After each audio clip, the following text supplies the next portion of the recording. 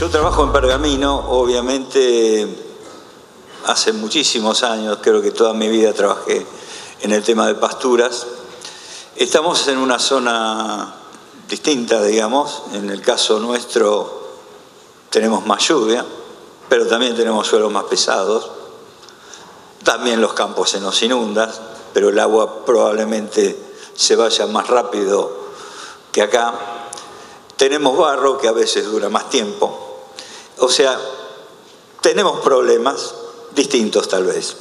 Uno no pretende que todo lo que se diga sea exactamente extrapolable, pero lo importante son a veces manejar algunos conceptos, ¿sí?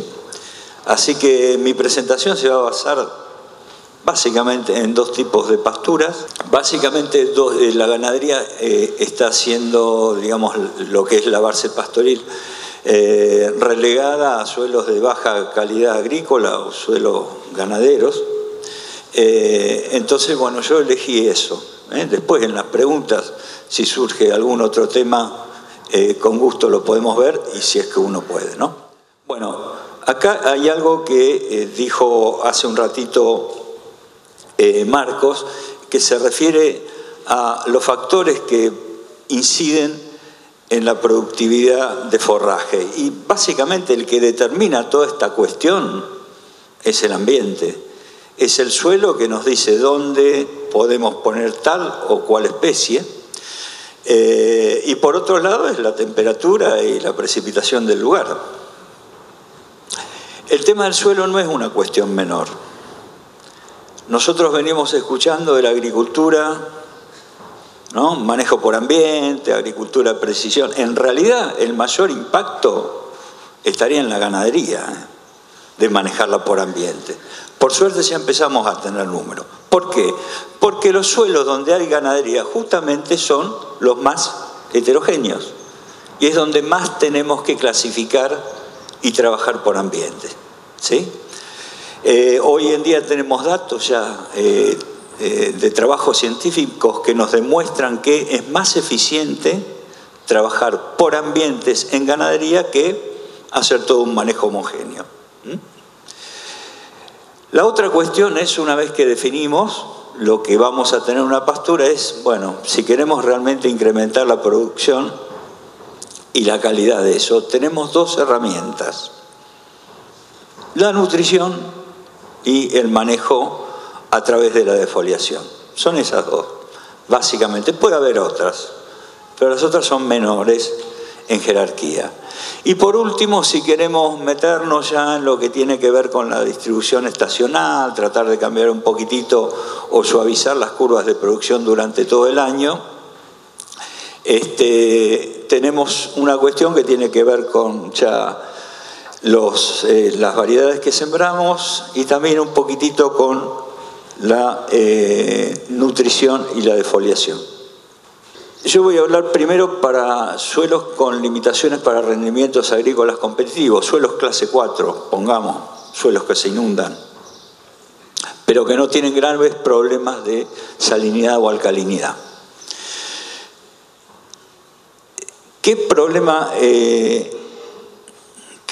encontrar acá? Acá está. Vemos nosotros en nuestra zona, primero es una baja cobertura del suelo, básicamente en el periodo otoño-invernal. Si el suelo no está cubierto con vegetación verde, no está produciendo. Y uno cuando va a otros países, ¿no? Australia, Nueva Zelanda, Inglaterra, ve que el suelo en invierno, en general, está verde y cubierto.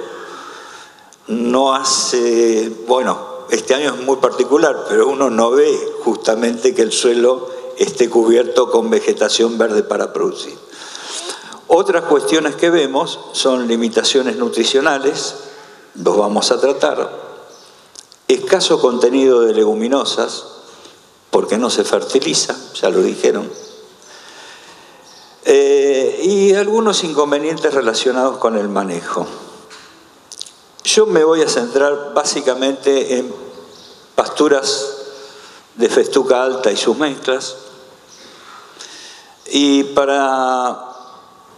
en esta parte un poco acordar con lo que dijo recién, hace un ratito Marcos. En la parte oscura, ¿dónde está adaptada más esta especie?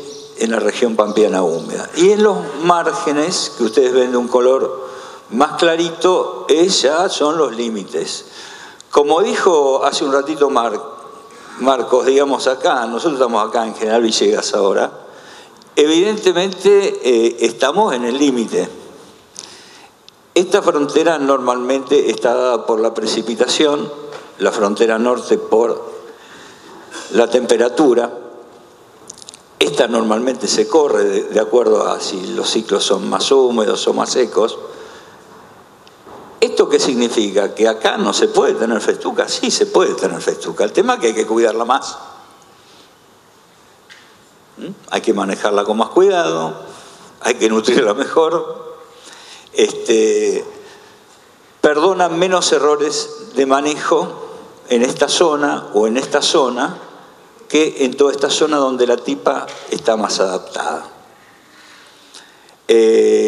Por eso dijo hace un rato Marcos que él no veía festucas buenas. Acá requieren más cuidados. ¿Se pueden hacer? Claro que se pueden hacer. Para nosotros esta especie tiene en ese tipo de suelos 4 periodos bien definidos, ¿no es cierto? Un periodo primavera, digamos, parte de la primavera, ¿no? En donde tiene alta productividad y a su vez, si lo medimos en contenido de fibra y de digestibilidad, una calidad relativamente buena y una densidad de la pastura interesante. Si nos vamos a, digamos, fin de la primavera, principios del verano, lo que tenemos es esto, una caída muy pronunciada en la calidad, un poco mejor que una paja de trigo, y tasas de crecimiento relativamente bajas y la pastura que se va raleando de a poquito. Esto comienza a revertirse entre febrero y abril, ¿sí? Con algunas tasas un poco mejores, un muy buen incremento de la calidad y ya la pastura se va recomponiendo. Por supuesto que las tasas de crecimiento en pleno invierno son bastante bajas, pero con una calidad bastante interesante. Vamos a hablar un poquito de la calidad. 2 palabras. Hay cosas que están, en el caso de festuca, bastante conocidas y en nuestra zona tienen que ver con el ambiente. Debe ser muy parecido acá. El contenido de la fibra de esta especie, digamos, lo que nos puede en algún momento limitar el consumo, está muy relacionado con la longitud del día. Y el contenido de la digestibilidad con la temperatura. O sea, aumenta la longitud del día, aumenta el contenido de fibra, aumenta la temperatura media diaria y baja la digestibilidad. Ojo con esto porque normalmente nosotros traemos o tratamos de adaptar alguna información que viene del extranjero con otras temperaturas, con otras cuestiones, y nos dicen, esta acá es toda hoja, ¿eh? No es que acá hay tallo y por eso está mala la digestibilidad. Es un problema de la temperatura sobre las hojas y acá si bien puede haber algún componente de tallo, digamos de la pastura, también tiene que ver con la temperatura y el fotoperíodo. Como yo les dije hoy, hay una necesidad bastante importante de que el suelo esté cubierto. ¿Cómo lo podemos lograr? Bueno, básicamente a través del arreglo de siembra. Ahí está. A través del arreglo de siembra, fertilización y el manejo.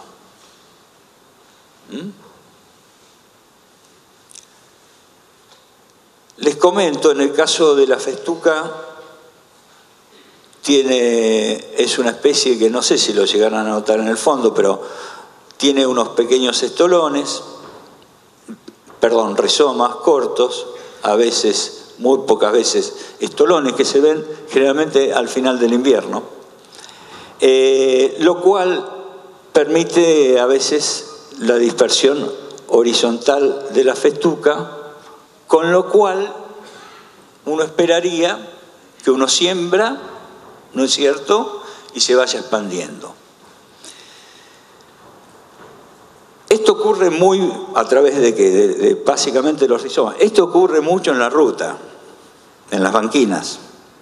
Ahora, cuando uno entra al campo, no es tan así.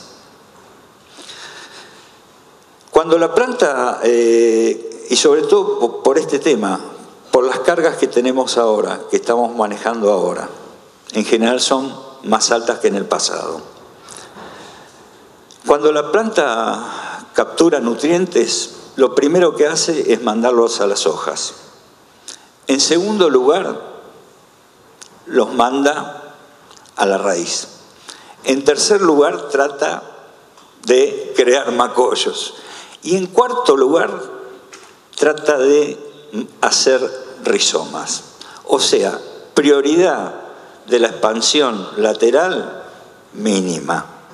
Si uno tiene cargas altas. ¿Por qué? Porque uno está pastoreando más o menos permanentemente y lo que va a hacer la planta, en principio, es tratar de recuperar hoja y raíz.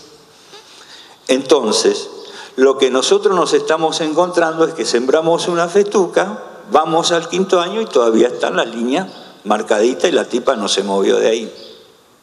Hace unos años hicimos, yo se lo cuento así, hicimos un ensayo donde habíamos puesto siembra cruzada, siembra alternada, lo fertilizamos, no lo fertilizamos, lo pastoreamos más o menos frecuente, ¿no es cierto?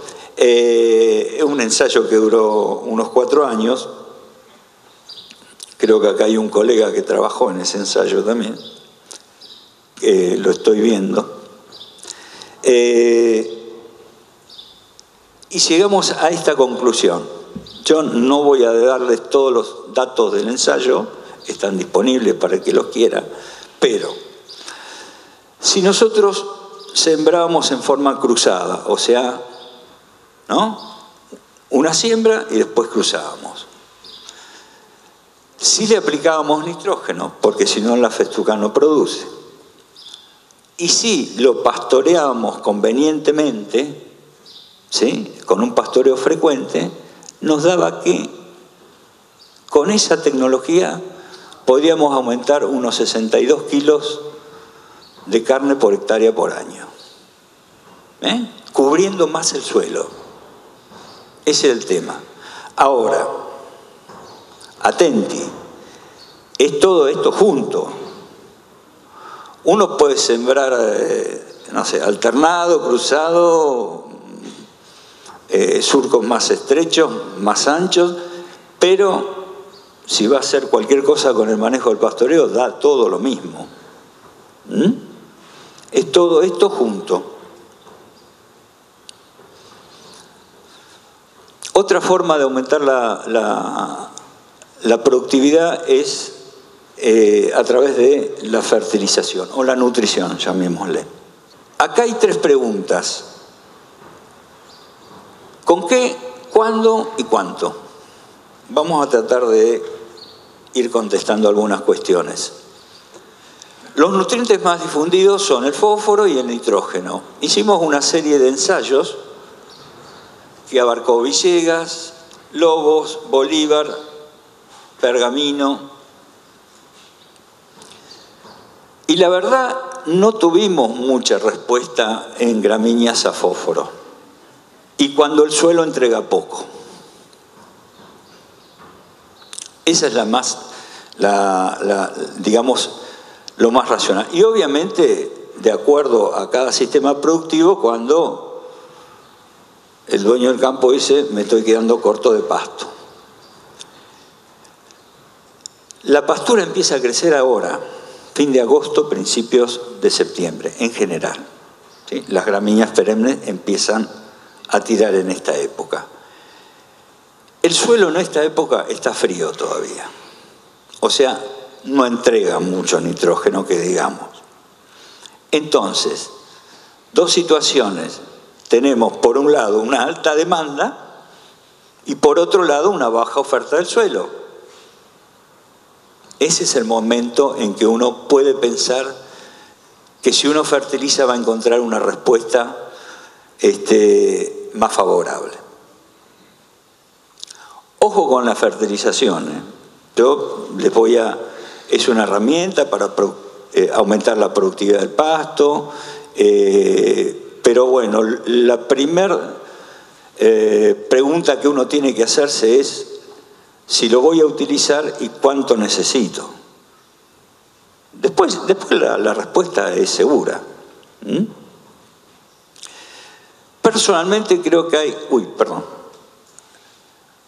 Una cuestión central que tiene que ver con esto. Si uno fertiliza ahora, que es la época que yo les diría que es la más conveniente, otra posibilidad de fertilizar a fin de febrero, principios de marzo,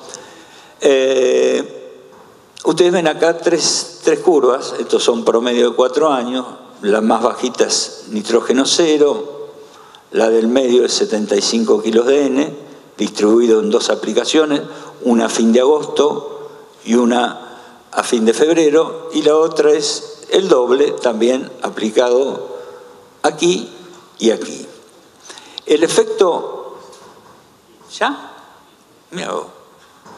El efecto más importante es que el pico de producción lo adelantamos casi 45 días, ¿sí?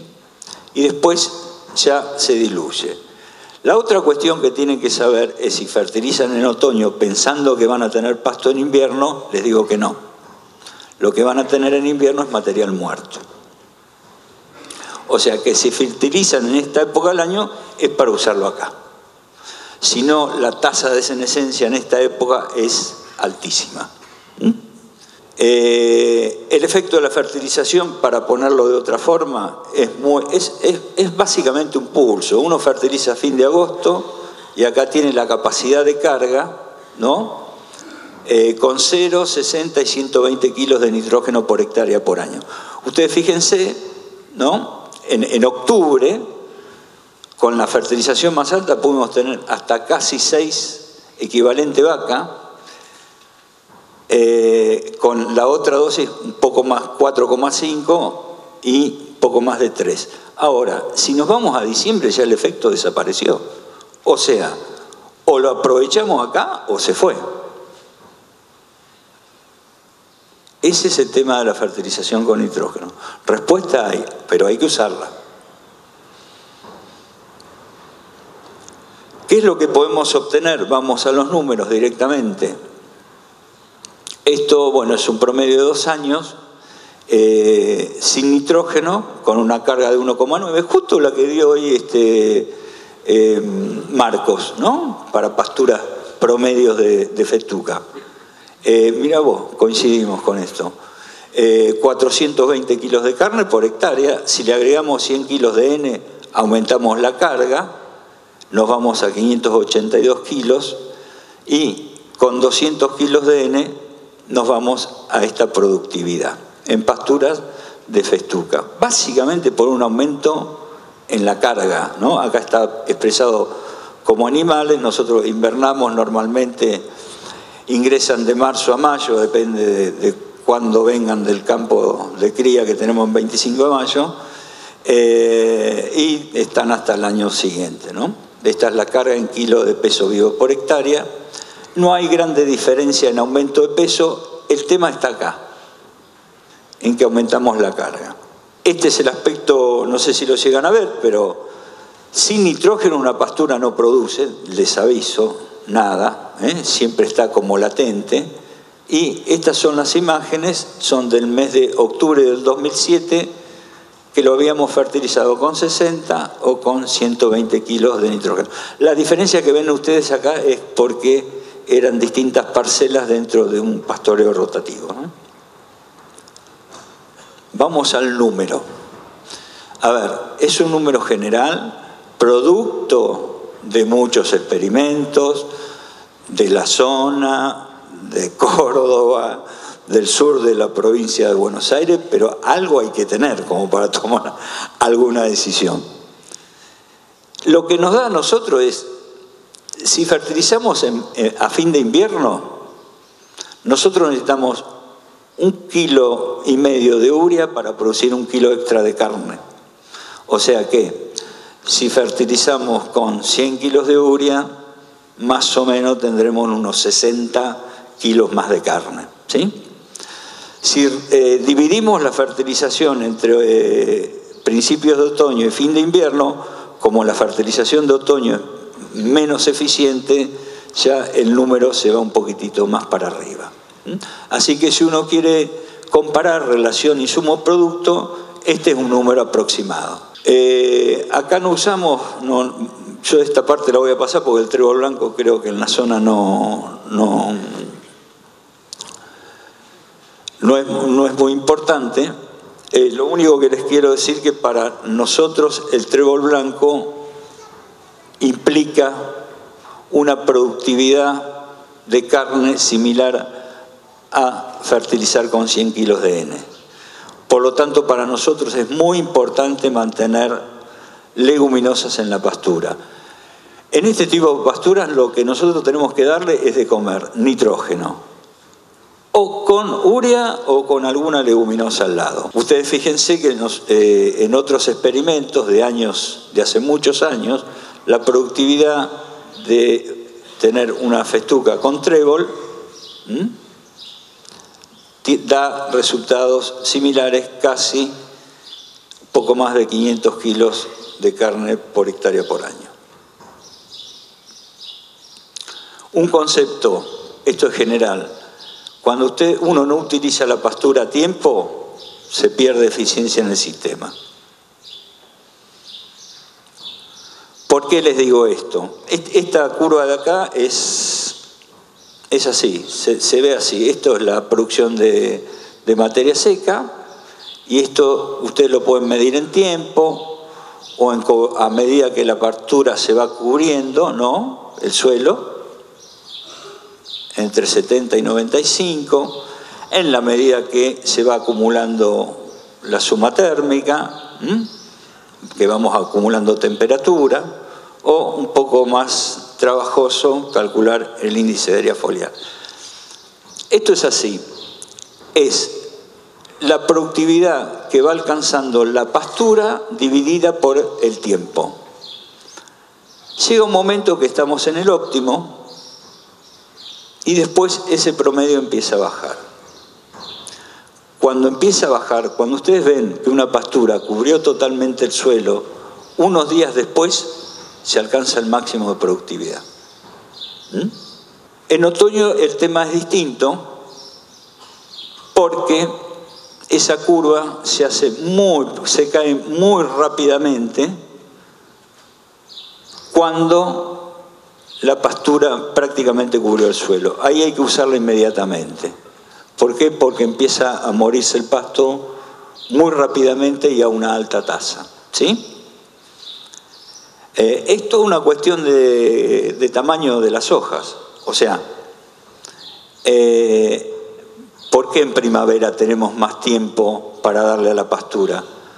Porque las hojas que se producen en primavera, que reemplazan a las que se produjeron en invierno, son más grandes. Entonces la pastura gana peso. A fin de otoño, principios de invierno, las hojas nuevas que reemplazan a las viejas son más chicas. La pastura pierde peso, ¿sí? Es tan sencillo como eso. La otra cuestión tiene que ver con el control del estado reproductivo. En general es la práctica de mayor efecto sobre la distribución estacional de pasto. ¿Por qué? Porque en 3 meses, porque en 3 meses se produce entre el 50 y el 60% del forraje anual. Entonces, lo que nosotros hagamos en esta época va a tener mucho impacto sobre la productividad anual, ¿sí?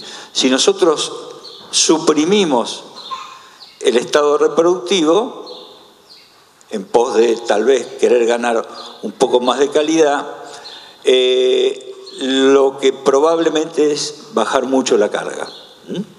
Se los muestro. Hicimos un experimento hace unos años en donde teníamos pasturas que después de cada pastoreo pasábamos la desmalezadora hélice, ¿sí?, a una altura de 7 metros y la dejábamos con este aspecto, o sea, bien cespitosa. Ustedes ven los animales, ven la pastura, ¿sí?, bien cespitosa. Teníamos otro caso que la dejábamos hasta floración y le hacíamos una desmalezada únicamente en floración. Para nosotros es noviembre. Fíjense, en marzo tienen el mismo aspecto, ¿sí?, esta con más pasto probablemente, y otra que no le hacíamos absolutamente nada y la dejábamos todo el año. Ustedes ven ahí, bueno, cardo, maleza, digitaria, hay mucho. ¿Qué es lo que vimos? Si nosotros la manejamos como un césped y no permitíamos el pasaje al estado reproductivo, esta era la carga en animales por hectárea. Si le hacíamos un solo corte, la carga aumentaba, y si no le hacíamos ningún corte, la carga era mucho más alta. Eso es con respecto a la carga. Si vamos a la ganancia individual, esto es con varios cortes, con un solo corte, ¿sí?, y sin cortarla. Obviamente, la calidad del forraje y la accesibilidad era distinta. Es clarito que se comporta en forma, digamos, recíproca a que lo hace la carga animal. Acá veníamos bien, lo que pasa que en el verano, o sea, para Festuca son suelos bajos, se nos inundó todo el lote y bueno, los datos se complicaron. Lo que quiero que vean es esto, promedio de todos los años. Con un solo corte producíamos 464 kilos de carne, muy similar a no hacerle ningún corte, ¿sí? Entre todos estos valores no hubo diferencia significativa. Lo que sí es que la variabilidad interanual fue bastante menor. O sea, fue como más seguro. Rápido Agropiro. Ustedes saben que los bajos que tienen problemas de alcalinidad y salinidad, primero tienen un alto riesgo empresario. O sea, uno puede poner una pastura y al mes encontrarse con 1,5 metros de agua, ¿no? Hay problemas para establecer las pasturas, en general hay baja cobertura. Todo esto nos lleva a baja productividad, escasa presencia de leguminosas y en general problemas de manejo. Hay que reemplazar todo este tipo, cuando uno entra a un pastizal, que hoy Marcos dijo es el principal recurso. Yo lo que recomiendo es mirarlo bien, estudiarlo, ver qué especies hay. Yo conozco los de mi zona, los pastizales, pero hay pastizales...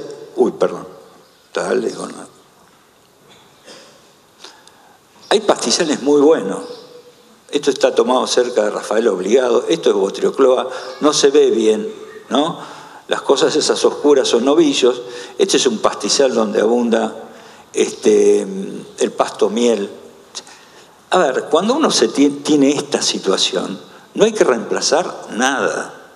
Hay que manejar esto con pastoreo controlado, con fertilización, con promoción de especies.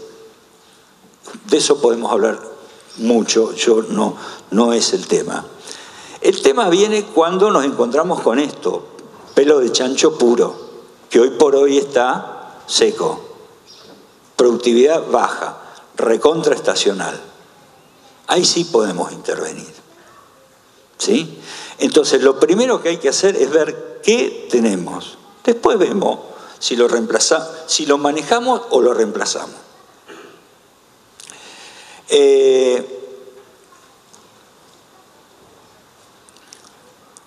Una cuestión de estos suelos es, obviamente, lo que yo les había comentado hoy, la heterogeneidad. Vamos a ver el tema de la siembra de agropiro. El problema que tenemos con el agropiro, siempre decimos, no, hay que sembrar en otoño, ¿no? Marzo, abril, todo muy lindo. El tema es que las lluvias otoñales generalmente terminan por complicar esa decisión. Entonces no puedes entrar. Entonces, en realidad, uno termina estableciendo agropiro cuando puede. ¿Sí? Yo les muestro las consecuencias. Esto es, si lo sembramos en marzo, uno ve la emergencia ya a los 8 días y termina de emerger a los 15 días. En julio, si uno siembra en julio, a los 20 días recién empieza a ver alguna semilla y termina a los 50 días. Y en septiembre, por si alguno, desde ya vamos descartando esta posibilidad, pero en general también es rápida. Lo más recomendado es, obviamente, sembrar en otoño, porque la emergencia es rápida, la pastura tiene una buena estructura y uno ya la usa en primavera, ¿sí? Y las raíces forman un 45 a un 55% de la fitomasa total. Si uno la siembra en invierno, bueno, se tiende la emergencia, el primer uso se demora al final de la primavera y las raíces ya no son tan importantes. Y lo peor es esto, ¿sí? En primavera temprana, pero bueno, uno cuando experimenta todo.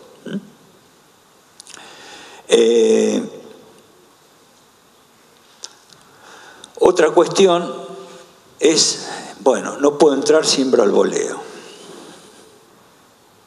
Con avión, ¿no? Lo más común, no puedo entrar, el lote está allá, no puedo pasar la maquinaria, bueno.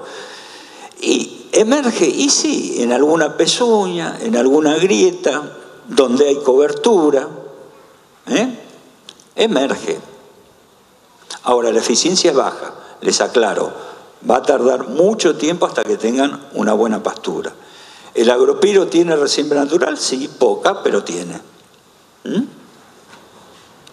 Pero la eficiencia es baja. Esto es lo que va pasando con la densidad de una pastura.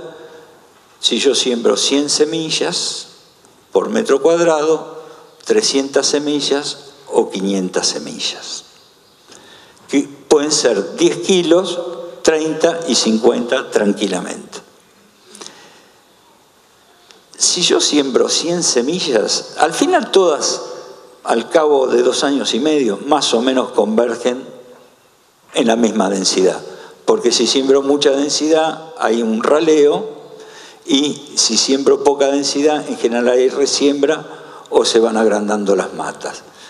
Pero pasan 30 meses. Ahí lo tienen, ¿no? Después de 30 meses, si sembramos 100 semillas, esto se hizo todo en forma a escala, ¿no? 500 semillas o 300 semillas. Ahora, pasar de 100 a 300 semillas viables, en 30 meses fueron 3.500 kilos de materia seca. 7 rollos. Esa es la cuenta que hay que hacer. ¿Pago 7 rollos con la semilla que realmente tengo que sembrar? Si la respuesta es sí, no hay que dudarlo. Bueno, el agropiro responde muy bien a la fertilización, los mismos conceptos que para festuca. Lo único que normalmente en otoño es muy ineficiente en la productividad. Y en general el número que nos da es 1,8 kilos de urea en planteos de cría-recría por cada kilo extra de carne, también por aumento de la carga. Para recordar el manejo, recuerden que una vez que comienza la senescencia, estas son hojas de un macollo de agropiro, la primera hoja, la hoja totalmente expandida y esta que se está muriendo. Acá está saliendo otra.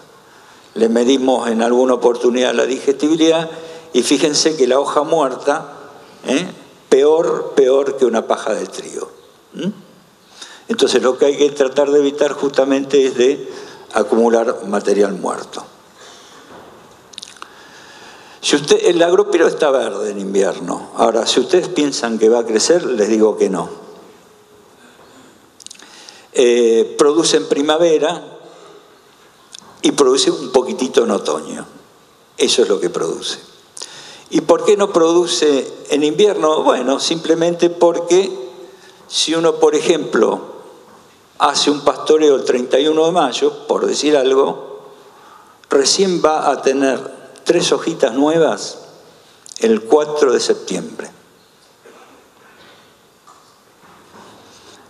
La cebadilla sería el 28 de junio y la festuca el 29 de julio. Ahí las tienen. ¿Por qué? No crece, ¿por qué? Porque es muy lento para renovar las hojas. Básicamente el mensaje es que existe tecnología para incrementar la productividad de las pasturas y para convertir eficientemente el pasto en carne o en leche, que es la gran ventaja de los rumiantes. No voy a entrar en nutrición, que hay gente que sabe más, pero es algo que tenemos que aprovechar.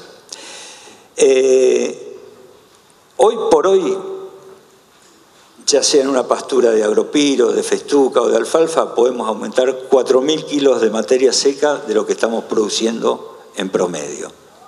Obviamente en agropiro esto es un 130%, en festuca un 80% y en alfalfa un 25%. Bueno, ese es mi correo, cualquier cosa a disposición. Lamento la extensión de la charla, pero muchas gracias, a disposición.